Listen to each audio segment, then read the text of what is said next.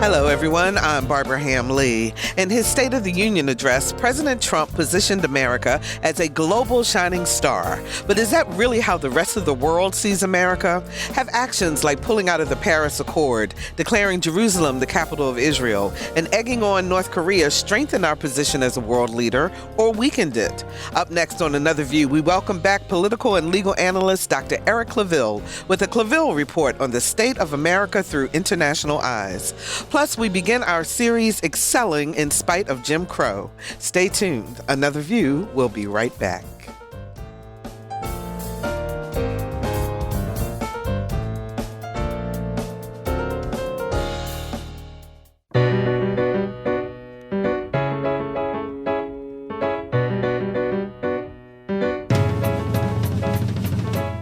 Discussing today's topics from an African-American perspective, this is Another View.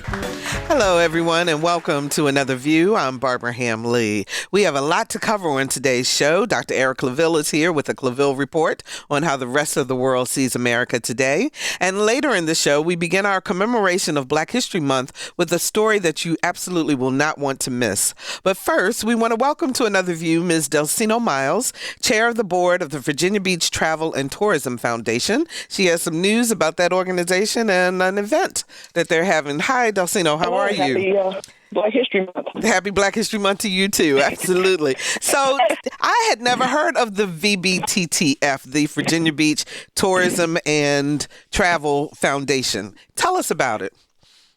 Sure. We're a nonprofit entity. We're independent of the city of Virginia Beach, and our focus is supporting and raising awareness about the hospitality industry and opportunities for careers. It goes way beyond busboys and entry-level positions. Those could be entry-level to higher opportunities to be in management. And that includes every discipline you can think of that's to support a business, because the hospitality industry, that's your hotels, your motels, the attractions, retail shops, restaurants. When you think about when you go on vacation, rental cars, all the things that you do that's related to you getting from one place to another for leisure. Mm-hmm. And that's what we're doing. But more importantly, we give scholarships to high school and college students who are interested in starting their careers in the hospitality industry. Oh, that's fantastic. So if they go to school, do they have to go to school in Virginia if they want to get one of these scholarships? That's preferred, and that's any college. That's either community college, for-profit, non-profit, your traditional four-year schools. Under Norfolk State, ODU, TCC all have hospitality programs and curricula, and but that's your for-profit schools. I don't want to give anybody a disadvantage by plugging one and not the other, but you know who they are. Yeah. But any student that's enrolled in those, and so that's what we're looking for. And believe it or not, we have more money than students, so I really want them to apply, and we got money to give away, so apply, please. Wow, that's fantastic. And we'll get the website where they can go and apply in just a minute. But you're having a big shindig coming up, aren't you? Shindig. Shindig. This is a party. we're having a party for all your listeners, everyone that's interested in dance. So go ahead and get your hip and knee replacement done, and by February 7th, join us on the dance floor from 7 to 11 at the Virginia Beach Convention Center. Okay, now you were breaking up a little bit, so let me say that again for you. It's the Virginia Beach Convention Center on February 17th. It starts at 7, is that right? Yes, 7 p.m. to 11. 7 p.m. to 11 p.m., and tickets are available. Where do people go to get tickets? They can go to our website, the VBTTF, that's for Virginia Beach Travel and Tourism Foundation.com, and click on events, and it'll take you right to it. Oh, okay. It sounds like a lot of fun. So you want people to dress in their favorite decade and come ready to party. That's right. From flappers to rappers. Come on in. That's very, very cool. But this is to raise money for the scholarships, to continue your scholarship fund. That's right. So any student is from in high school or college, and they just have to live or work in Virginia Beach. But other than that, we have money to help them with their expenses because we know education can be very expensive. So we want to assist in any way possible to help encourage and invest in the next generation of hospitality professionals. Fantastic. So if they were interested in the scholarship, they can go to vbttf.com and Correct. find out information there for the scholarship and also for Decades of Dance. That's right. And It is dance. So like I said, go ahead and whatever knee replacement you got to get. And make Get it happen ready. before the 17th. Absolutely. Thanks so much, Delsino Miles. She is chair of the board of the Virginia Beach Travel and Tourism Foundation, and they are holding their Decades of Dance event on the 17th of February.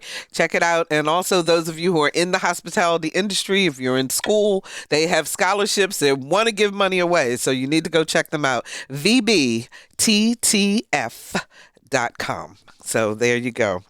So during the State of the Union address, President Trump talked about keeping Gitmo open, Guantanamo Bay, the successful military campaign against ISIS, and about fully funding the military.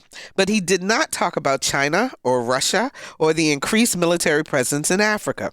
He painted America as the continued world leader. But is that how the rest of the world sees us? Joining me now is political and legal analyst Dr. Eric Claville with the Claville Report. Eric, it's been a minute. How are you? Very good, very good. Happy New Year to the listeners, and it's good to be back. Absolutely. We're really happy to have you back. So just now, the White House just released this memo that Devin Nunes, with the head of the Intelligence Committee on the House side, has released. What is it about and why should we care? Sure. So the report itself is based upon a request through a FISA court, which is a foreign intelligence security act, where you go to a secret court and simply ask for the request of a warrant in order to do wiretaps, in order to eavesdrop on an individual, and this is one section of it, of an individual who is an American citizen that you believe is doing working with a foreign national in order to do harm against the government. And again, it's just collecting information and so forth. And this is done all the time. But what is purported that this memo is going to do is basically smear the FBI, the Department of Justice, and how they actually operate and get information from citizens. Now, no one is denying that there was a request for eavesdropping and wiretapping. No one's denying that there was information collected. Nobody's denying that. The question is, why were they doing it? The question also is, should they have done it? And again... And did they do it properly? And did they do it properly, right. Okay. So I believe we'll find that they did go through the statutory process properly, okay? However, the question is, why did they do it? That's a political question. So basically, one side is saying, the FBI director at the time who was in office, who was appointed by the president at the time, they did it because of this candidate on the opposite side, and then vice versa. So keep in mind that a year and a half ago, James Comey and the FBI was at the teeth, the gnashing and raging teeth of the Democratic Party. I mean, they totally were discrediting him, and they actually contributed. The Democratic or the Republican Party? The Democratic Party, because they attributed the loss of Hillary Clinton's election to him releasing it. That's right. I forgot about that. Right. Yes. Right. In Washington, we have short memories, right? It's like, that happened last week. It's like 100 years ago. But he was pretty much at the center of the hate of the Democratic Party because they believed that he gave the election away, which, of course, we know that wasn't. They just ran a very poor campaign. Now, you turn it around, the Democrats are taken up for law and order, and it's the Republicans who now are at the gnashing and biting at the FBI and saying that you did something wrong. So in Washington, you never know who's your friend. You never know who's your enemy. One day you're my enemy. Next day you're my friend. It is what it is. So I have to admit, I'm an avid news junkie. And so I watch a lot of this, and I kind of I can find myself getting caught up in the drama of it all. Yeah. But for Joe Citizen, Right. what does this memo, this whole discussion about Russia and the elections and all of that, kind of put it in context for us in terms of what people need to pay attention to and what they can kind of let go? Sure. As it relates to why the memo was released, there's going to be discussion on both sides and also in the middle. Probably when it's all said and done, you're going to be less smart about the issue and more confused. We all are. But ultimately, you have to look at who was the FISA actually requested for. And we're talking about Carter Page. We're talking about the gentleman that pled guilty with the Greek last name, Papadopoulos. Oh, Papadopoulos, yeah. Papadopoulos, who pled guilty, and also others. You know, of course, we know Michael Flynn pled guilty as well. We know that Gates and Manafort are now currently indicted. They have information. And there's even rumor now that Gates may be turning, working with the prosecuting state's evidence. Because his attorney actually quit, just announced today.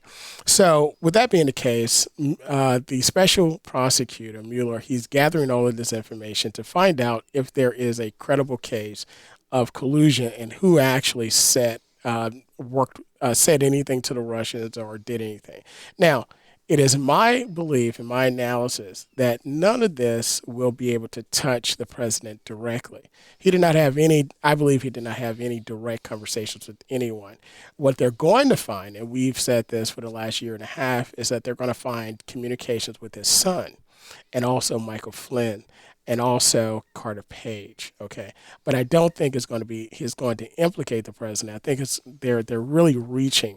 So the collusion as relates to the president himself, I don't think it's going to touch him unless somebody turns over.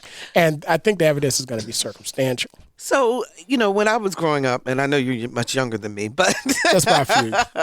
But Russia was our enemy. Yes. Okay. And I mean, we did drills, and everything, the Cold War, the whole nine. Now we have this era where the president just decided this week that the administration is not going to impose the sanctions that Congress voted for. That's correct. Because Russia was meddling in our elections. Right. What's going on with that? Well, again, there is a relationship with Trump and Russia, more specifically the banks in Russia, which are state-owned, i.e. Vladimir Putin owned and directed. And this is where I believe that, and he knows this is where I believe that he is very worried that he's in trouble. Keep in mind, Al Capone did not get indicted nor convicted for all of the murdering he did. No, it was IRS, wasn't right. it? He simply didn't pay his taxes. And they're like, oh, he didn't pay taxes. We can get him on that. And that's how he was caught. So the collusion part, I think it's circumstantial. I think that it's going to be very hard to try to connect them unless there's something that's a smoking gun. However, what they do have on him are the actual transactions, banking transactions between Trump and also the Russian banks, and possibly money laundering. Because after the 2008-2009 crash, the banks pretty much stopped lending money, and if you didn't have excellent credit, you were not getting money anyway. Trump's properties were actually failing. They weren't doing good. They were hemorrhaging cash. They weren't making money at all. And none of the banks in the U.S., major banks, would loan him the money to prop everything up because he had filed bankruptcy on all of them. So the only ones that would lend money were the Chinese, the Middle Eastern banks, and the Russian banks. So he was able to go to the Russian banks easier than he was able to go to the Chinese or to the Middle East. And, a lot of that was a belief that it was easy money, but it came with a major price. And the major price was possibly laundering some of the monies from Russia into the United States through his properties. Wow. And that's what he's worried about being hands caught down. up on. Because, again, he did not release his tax returns. And that's one of the major reasons why. Because once you release them, it becomes public access, and then individuals start delving into it. Now, Mueller can get them, and I believe that he has secured them. And that's one of the reasons why he really wants this information out, to discredit Mueller. And between now and midterm elections, we'll really see if this special prosecutor is going to be released from his duties. 440-2665 or 1-800-940-2240 excuse me, are the numbers to call to join our conversation. What are your questions about America's foreign policy, about how we're seen around the world? 440-2665 or 1-800-940-2240. So, Eric, how does the rest of the world see America today? I mean, you watched the State of the Union. Yes. There were a lot of things that the president talked about. There were a lot of things he left out in terms of what's going on around the world. Well, first of all, I'll say that the president nailed it as it relates to his State of the Union address. I thought he did a phenomenal job. And keep in mind, I think the bar was so low that, if he stayed on point, I think he was going to do great. However, outside of him staying on task, I believe that he did a phenomenal job laying out the platform moving forward that he would like to do. He also offered compromise and suggestions right in a speech and directed them toward the Democrats at that particular time, especially on the wall, on DACA. And remember, he talked about Americans are dreamers too. I thought that was a great line. And also, I think that he deflected a lot of criticism. You didn't think that line, let me interrupt you for just a second. You didn't think that line was a divisive line? It depends on how you were listening to it. Okay, if you're just diehard, we're gonna have DACA this way and that's it, no compromise. Then yeah, it was. But if you're a person that understands politics is in the middle, I thought it was definitely something that he could pull from, and also use to bring individuals together, but also to say, hey, we also need to be about protectionism of American citizens. Now, to finish that particular thought, I also thought that he deflected a lot of criticism that he could have received by the stories and the real life persons in the galley. I mean, no one could say anything bad about those two families that lost their daughters because of MS-13. I agree with you with that, but did you not think that it was a little exploitative also? Well, I mean, politics is exploitative. Anybody that brings anyone to the State of the Union, you're exploiting, their personal story, their triumphs, their losses, their victories for your personal gain. Everybody does it. So again, I'm looking at it from a balanced view. I'm not the cheerleader for this particular or the cheerleader for the other, but as it relates to the State of the Union, I thought he did I just thought he nailed it because he did not mess up. What did you think about his position on kneeling on the national anthem? Again, I thought that he was pandering to one side. However, he did it in a way that wasn't offensive to anyone else. I would say overly offensive to the other side. Now, of course, he did not recognize the reason why the athletes were kneeling, okay, which is something the NFL has to deal with, and they have been dealing with very quietly internally. If you notice, not too many people have been kneeling because some teams have been letting some players go, and when you stop making your paycheck, you're like, you know what, I could be an activist, doing something else, or in another way. But again, you still have those who are kneeling. And of course, Colin Kaepernick, he's still making strides, with his protest that he's doing, which, I mean, he's going to take that and do great things with it. And that was his Olympic moment. All right. That was his Muhammad Ali moment. Okay. That was it. And that's going to live forever. For a long time. Oh, yeah. So the idea, I want to go back to DACA for just a second and the comparison to MS-13. You don't think that was painting a group of people with a very negative broad brush in terms of equating immigrants, Hispanic, Latino immigrants to gangs who commit murder? No, I don't think so, because when he addressed that particular issue about MS-13, he had addressed DACA earlier in his speech, so it was disconnected from it. Now, of course, that was one of the themes, okay, and he was bringing to light the good and also the bad and the ugly, and also keep in mind that he actually wanted a deal on DACA. It was one of his White House advisors that told him, no, we can't do this because of our base. And that's when he turned ship on him. But he actually wants to deal on it. But as far as the State of the Union goes, I thought he did great. Okay, so but in terms of how he handled foreign policy during the State of the Union, what was your thought? What are your thoughts on that? Right now, as it relates to foreign policy, the world is moving past the United States. The world has moved past us. Wait, what do you mean? Give me some specifics. The United States was the beacon of light. It was the first and the final word on many issues. We were taken for our word as truth and as individuals of integrity as it relates to countries and nation states. And individuals look to us for the moral, for the military, for nation building. Yeah, nation building, freedoms, and so forth. Mm-hmm. In the last year and a half, the world's been looking at us and saying, wait a minute, this Western hegemony, this Western superpower, we have to move forward because we cannot depend upon them. And the United States has been backing up their foreign policy under the Trump administration by threatening to remove certain funding and also removing certain funding. And now at the Davos conference in 2018, what has happened is there were 5 things that was announced that stated that the world must come to grips with, and that's that there's a new global order that is taking shape, and China is that country that's actually leading it. Mm-hmm. Now there were 3 versions of competing new future world orders that were presented. Donald Trump's was presented when he called for a full-scale U.S. retreat from the current global order. You had the Chinese leaders calling for a proposed new global economic system built around Beijing, which I believe is actually happening now.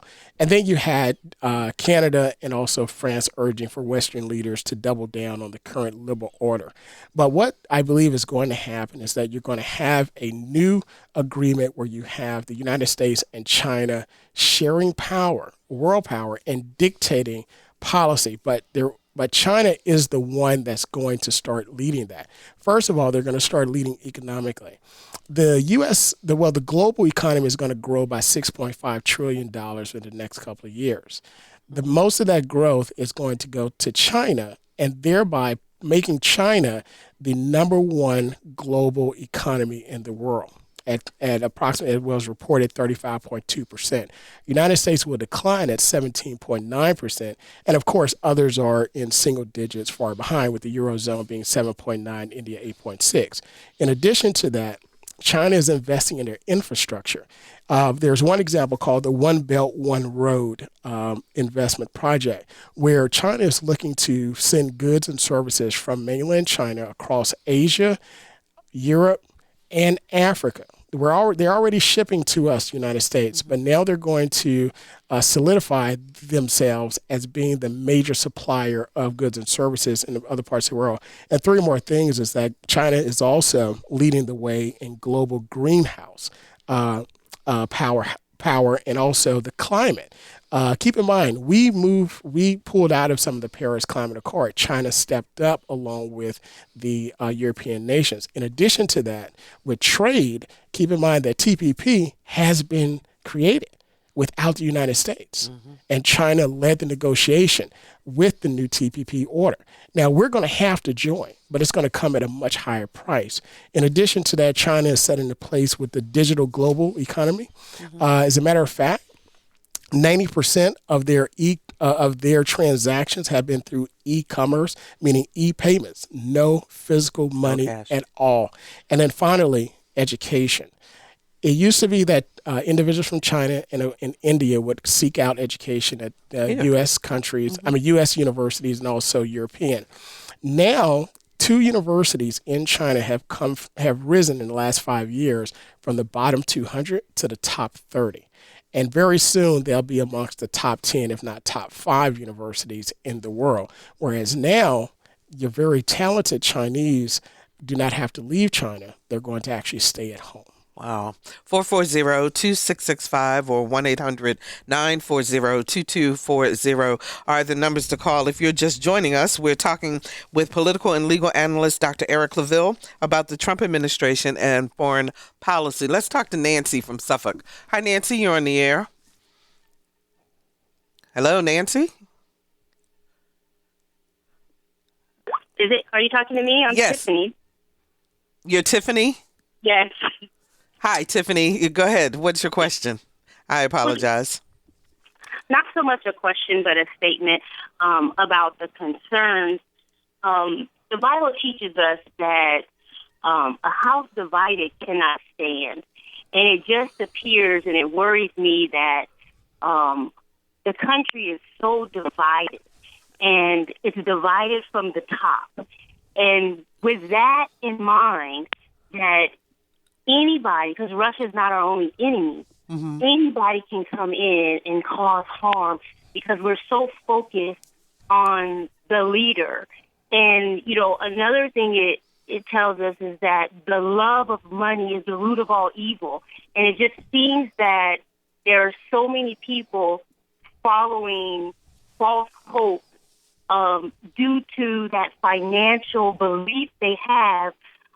So us finding out about his taxes is not all about him colluding or,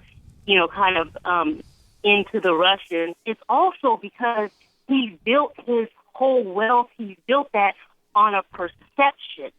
And us finding out the truth is actually identifying that he's false. He won't be as rich as he say he is, and he won't have as much wealth. Okay. Okay, Tiffany, thanks so much for the call. We appreciate it. We'll let Eric respond to you. Well, first of all, thank you, Tiffany, for your for your comments. And capitalism is pretty much it fosters greed, it fosters exploitation because you have to expand your base of what we call low wage workers in order to build something and make more profit from it. In other words, you have to cut wages and build the cheapest that you can. And in our country, we've reached the max at that. All right, there's actually a book called The Rise of by Paul Gordon. The Rise and Fall of American Growth by Robert J. Gordon. It actually talks about how we've actually maxed out our growth in the country. And our most productive years was during the Industrial Revolution where we expanded electricity, highways, and so forth. The IT evolution was a small glimpse of what we used to do, but we're not creating any more. And if you look at Wall Street, most of your major investors, what was forecast at the World Economic Forum and also in other finance things things that I read and so forth, major investors are moving away from the United States as it relates to looking for more return. They're actually looking at foreign investment. Eric, let me ask you a question then, because all of this, President Trump has been in office for 1 year. Yes. So was some of this already in place? I mean, I can't imagine that all of a sudden, we are just out in 1 year's time. So what's the continuum? What was happening and what do we need to be doing so that we can either get back on top or maintain, where we are? Well, the answer to your question is yes. There has been a plan in place to move the world toward a different global order where China and the United States would start cooperating. But the United States primarily would be the head decision maker. But now, because of the world being in disarray, China is seeing the opportunity to leapfrog the United States. As a matter of fact, Richard Haass, who is president of the Council on Foreign Relations, wrote a book called A World in Disarray, which basically talks about how the new global order is going to have China lead because of the political dysfunction and the instability in the United States, but also others. Now, keep in mind that we've been at war for over a decade now in the Middle East. And it wasn't until the destabilization of Iraq to where the United States started what we call deficit spending and overextending ourselves in that particular part of the world. In addition to that, we not only destabilized Iraq, but we also fractured the country where we actually propel the what's called the terror. Well, we call them terrorist factions in the Middle East now. In addition to that, under Obama, we actually destabilized other African and Middle Eastern nations. First, starting with Tunisia, then Egypt. We looked at Bahrain, where we almost destabilized them, and then Syria was the last country that we worked to destabilize, but we didn't. We couldn't follow through with it all the way. So now you have countries, also Libya. I'm sorry, I forgot about Libya, but now you have countries that were stable that are now dysfunctional. That's really causing dysfunction in that part of the world, in part due to our foreign policy under those two presidents in that part of the world, in the Middle East. That's caused us to overextend ourselves militarily. That's caused us to overspend. Keep in mind, the Roman Empire fell because of political dysfunction on the inside and instability, security issues because of their weak borders, with the what was called at that time, and this is a historical designation, but the barbarians from Germany, the German barbarians that came in and actually tore down and invaded the city of Rome. In addition to that, the overexpansion of the military with all of the different areas that Rome actually conquered and also ruled. So those were three of the reasons, and there are five others that some debate also attributed to the fall of Rome. We also see that here in the United States. We're overtaxed, we're overspent, we're extended. We have instability in our, not just, I'm not talking about the talk heads on the radio and tweets and all that stuff. But we're talking about our agencies, okay? This administration has over several hundred top position posts that they're not filling, okay? And I know individuals who have been offered position that said, don't call me because of this dysfunction and what we see is happening. We don't want to be a part of that, okay? And you can see if your own president kind of attacks you in the news. So as it relates to has this been happening, the answer is yes. But it has accelerated under this particular administration to where another country has seized the opportunity. To move right in. Let's talk to Nick in Yorktown. Hi, Nick. You're on the air. Yeah, hello. It's an interesting conversation today. Thank you. I've been trying to gather my thoughts here. To me, Mr. Trump seems like he's a fellow who's got himself in over his head. He's like a gentleman who's prepared to do one job, but he's only got one tool in his toolbox. He might be very good at being in these hostile takeover boardroom things of buying up corporations where he always gets his way. But beyond that, I don't think he ever goes into any situation with plan B. In other words, he never expects to lose or to fail. And the position he's in now is exposing that weakness very much so. And I think one thing he's doing to really exploit the American people is basically, I think American people are pretty ignorant when it comes to numbers and math. For example, millions, billions, trillions, okay? A lot of people don't make any distinctions between those numbers. But our national deficit is in trillions of dollars. The interest on our national debt is at least $500 billion. It's $500 billion per year. And we owe it to foreign countries. China and Japan. And the point is, we're throwing that money away every year. That's interest. Do you know that you could fund NASA for 50 years on 1 year's interest payment on our national debt? Yeah. So when Mr. Trump goes in and he says, well, I'm going to cut $100 million here and $300 million here and $1 billion there, those are less than drops in an ocean. And most people don't even understand that. They just hear these big numbers, 300 million.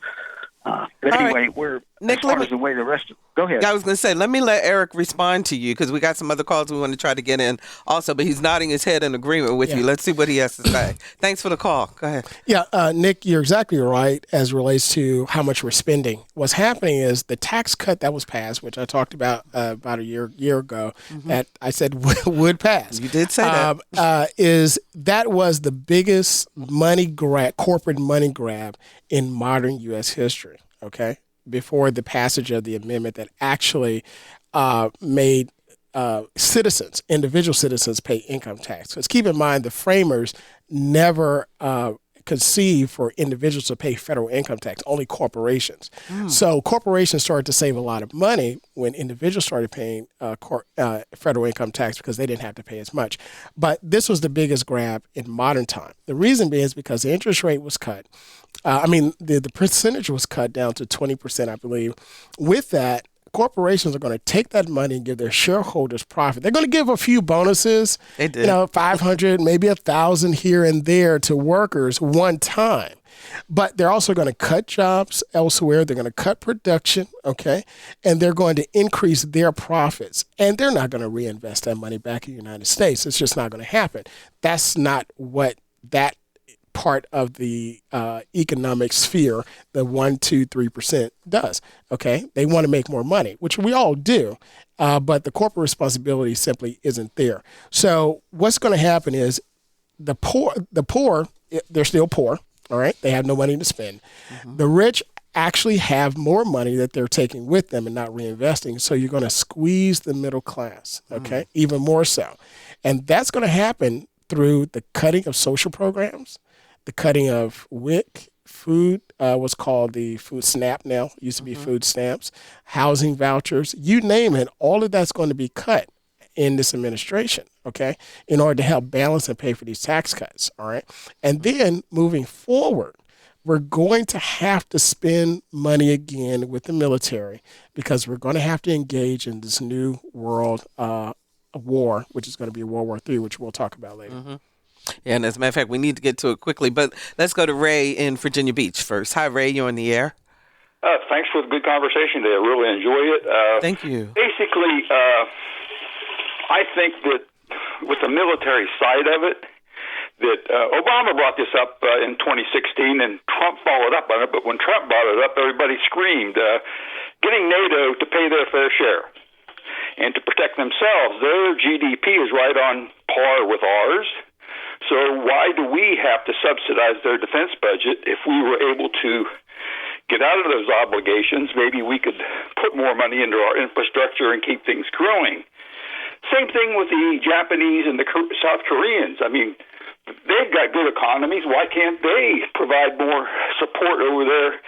We don't need 30,000 troops in South Korea. The South Koreans can provide that. If you got a nation north of them that can do it, and they're starving to death, I'm sure the South Koreans could do the same thing, and that would help us financially to cut back on our military commitments, and I'd just like to hear your thoughts on that. Okay, thank you, Ray, for the call. We appreciate it.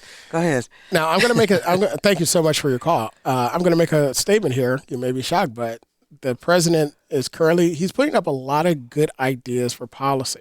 It's just the way that he's going about it. And the caller is right. There are a lot of things that other presidents have requested that didn't really get the traction. Right, the traction and publicity that Trump is getting because of the way he's doing it. Case in point, every president has wanted to secure the border between the United States and Mexico. But there's a lot of issues with who owns what land, and it's just so cumbersome. And every president has kind of said, well, we'll just continue to do what we've been doing and kick the can down the road. He's made this a wedge issue, which is why, you hear about it now. As it relates to military spending, yes, other nations can spend more. But what happens is when we actually spend money and we say, hey, we'll pay for this, we get favors, okay? We can pretty much go to any country we want to go to and say, hey, I want that, and they're going to give it to us. Or I need you to do this, and they're going to do it. That has changed. And that's what happens when you pull back aid. It happened in African and Caribbean and South American nations when we went into Iraq and started spending a lot of money. And China came in and started spending and giving aid to those nations. By doing that, what China has done, they've earned favor. And what they've done is that they've gone into what's called a land grab.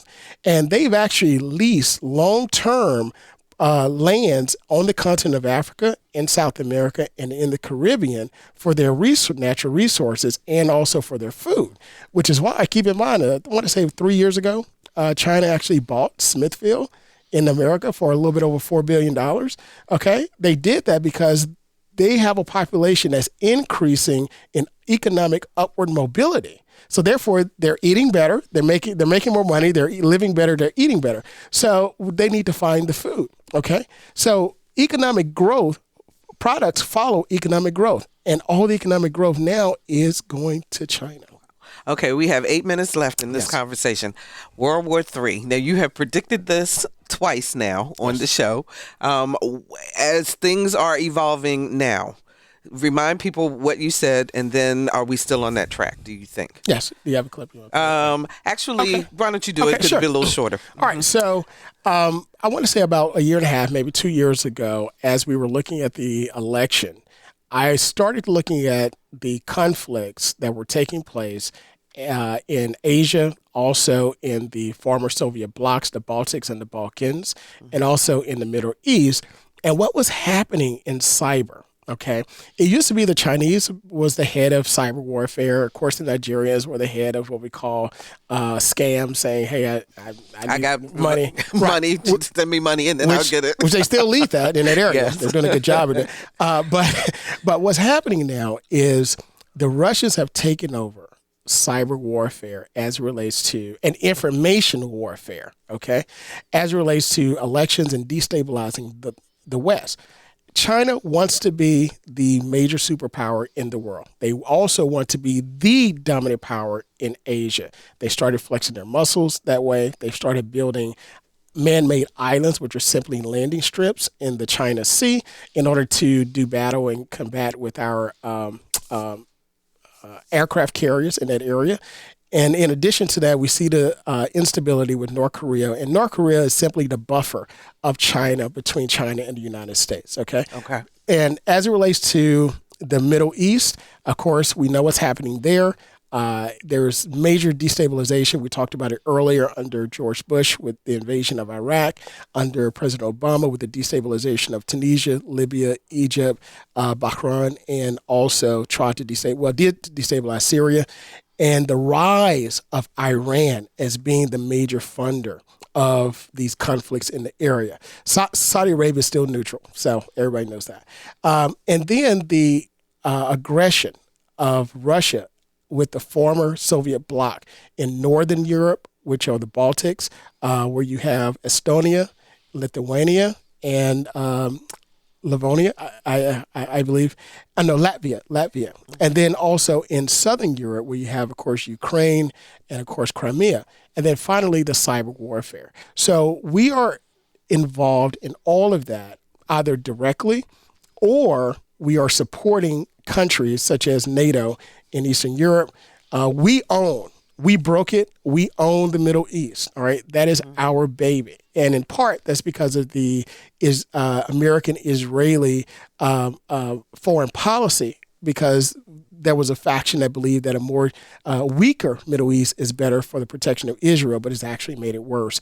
And then finally, with China, keep in mind that this conflict is going to be very, very bad. We live in treacherous times. There's a lot of rhetoric that's being spewed out there.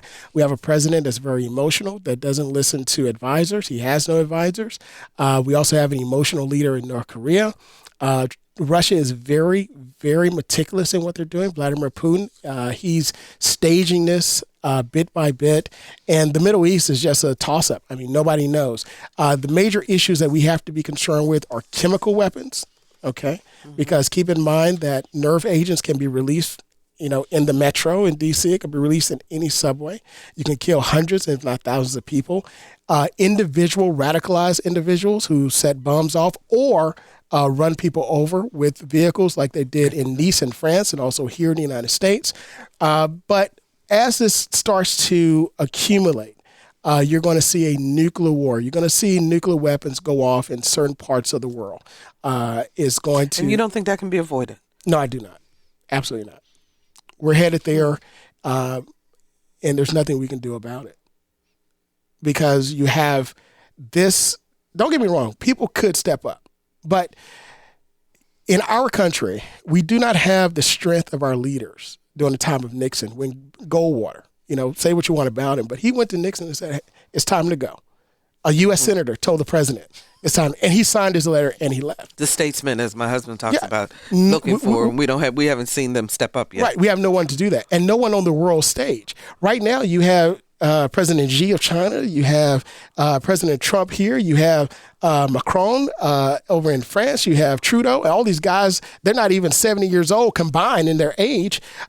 You have Angela Merkel, who is the Chancellor of Germany, and she's barely holding on to the euro there economically. And also keep in mind that we had the economic poison shot through the veins of the stock markets in 2008, 2009 with these mortgages that were sent, which actually bankrupted a lot of nations and bankrupted a lot of individuals, and is starting to bankrupt a lot of states. We have a lot of states, Illinois is one, California, state pensions are very, very unstable right now. So you have a lot of instability. People, if I was giving words of wisdom, I'm not going to say advice, so you say I'll sue you for advice you gave me.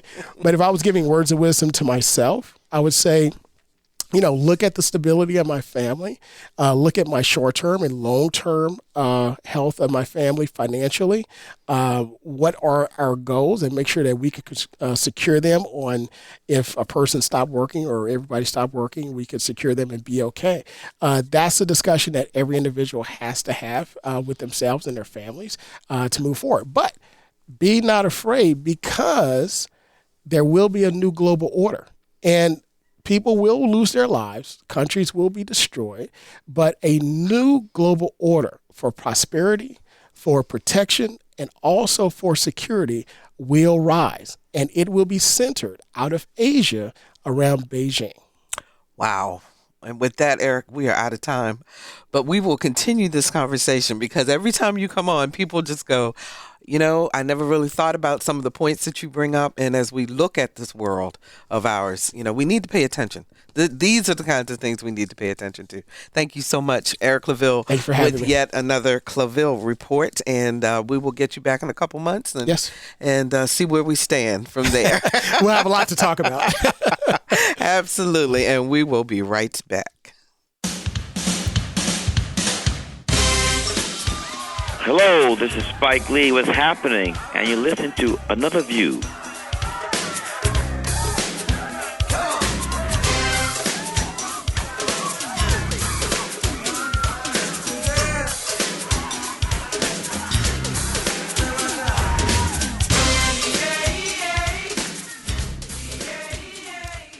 And welcome back. Our commemoration of Black History Month on Another View is a bit personal for me. You see, my church, First Baptist Church, Berkeley, decided to make its Black History Month theme Excelling in Spite of Jim Crow. We wanted to celebrate those members of our congregation who are living history, those who had stories to share about what it was like to live during the Jim Crow era. Jim Crow laws were enforced from 1880 until 1965 to maintain segregation in the South. So producer Lisa Godley, audio engineer Victor Bowen, and I spent a Saturday afternoon capturing the stories of church members. These stories will air during church service each Sunday in February, and we are proud to share them with you, our Another View audience, every Friday of this month.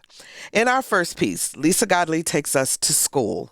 The year is 1957, and 15-year-old Joelle Cowell has learned that she will be in the second class to integrate Norfolk Catholic High School.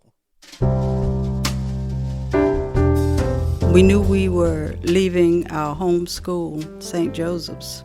The bishop said that St. Joseph's was closing because they were going to redevelop downtown Norfolk. And all the high school students would be transferred to Norfolk Catholic High School. I had to learn how to catch the bus there. And I was scared. I was really scared.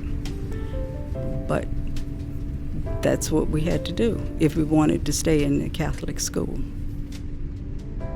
We did have some public school kids who were going to Granby High School on the bus, and they would threaten us. We had an incident one morning where we were going to the back of the bus, and there was a white student with a chain, swinging a chain around, threatening whether we should come to the back of the bus, so we didn't know which way to go. We were called the N-word a lot. You had to get used to being alone in some classes. We were stared at, we were shunned. You know, they didn't walk too close to us or sat next to us. There were certain places that we didn't want to be by ourselves.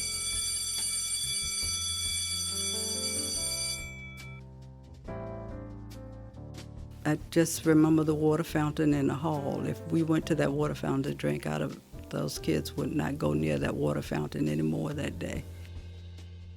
There were nuns that were beautiful, friendly, understood what we were going through, and would be nice to us in the classroom, make us feel comfortable. Then there are others who were not. I had an incident in my senior year, my government class, and I had to have government to graduate, and this nun was really prejudiced. And she had this class on Martin Luther King, and her theory was that he was a communist and that everything he was doing was destructive. And I sat in class and listened to her until I couldn't listen anymore. And I had enough of it to raise my hand, but I knew she wouldn't call on me.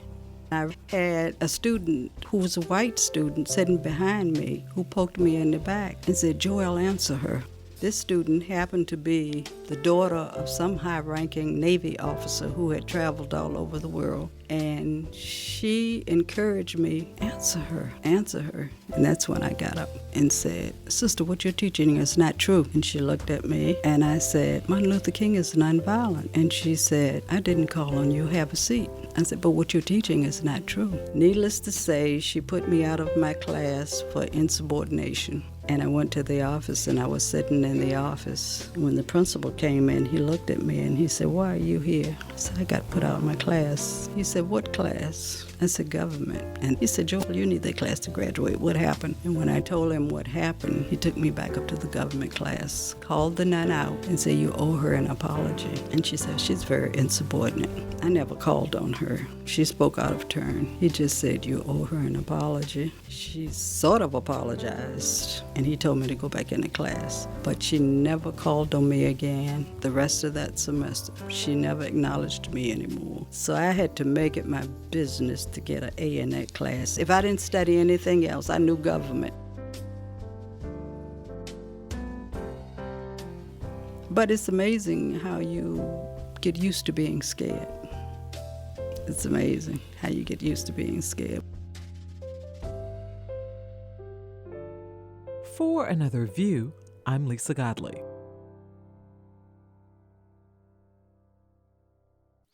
It's amazing how you get used to being scared. That I remember when we were sitting in the interview and she said that, and it was just so, it just caught my breath. It's just amazing. At any rate, we hope that you enjoyed that. We will be bringing you stories of living history every Friday this month, talking about excelling in spite of Jim Crow. And next week on Another View, the Another View Roundtable will be with us. Roger, Carol, Tim, and Bill will be with us to talk about commentary on the news of the day. And we hope that you will also remember, if you did not hear at the top of the show, the Virginia Beach Travel and Tourism Foundation, they have a scholarship for those of you who are studying to be in the hospitality industry at any school within the Commonwealth of Virginia. They would love to hear from you. The website is V as in Victor, B as in boy, TT, F as in Frank.com. Go there, find out about their scholarships, and also find out about Decades of Dance. Our theme music was composed and performed by Jay Sennett. Lisa Godley is our show producer. Victor Bowen is our audio engineer, and Paris Boyle answered our phones. I'm Barbara Hamley. Thank you so very much for listening to Another View.